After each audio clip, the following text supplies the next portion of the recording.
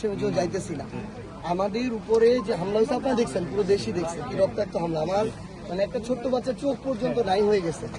আমরা এটার প্রতিবাদ জানাইতে যাইতেছি এবং আমাদের একটা মামলাও করতে হবে আসলে, কারণ এখন পর্যন্ত একজনকে গ্রেফতার করা হয়নি।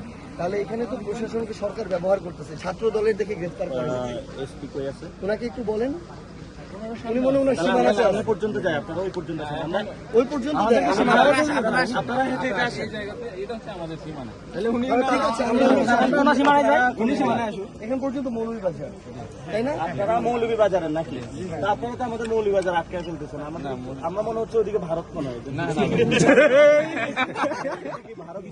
আমাদের আটকালে তো আটকাই না। ভাই আমরা শেষ দিকে তো পৌরসভায় দেয়া বিএনপি সরকার, তারা এখন সরকারকে দিয়ে প্রশাসনকে আবার আওয়ামী লীগের মতো ব্যবহার করবে। 144 ধারে কাছেও যায় আমাদেরকে আটকে।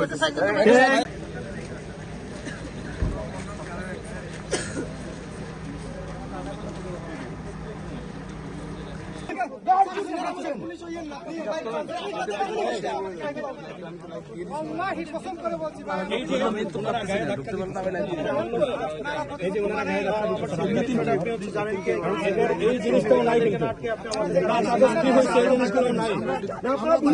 আপনারা ভুলে গেছেন তো।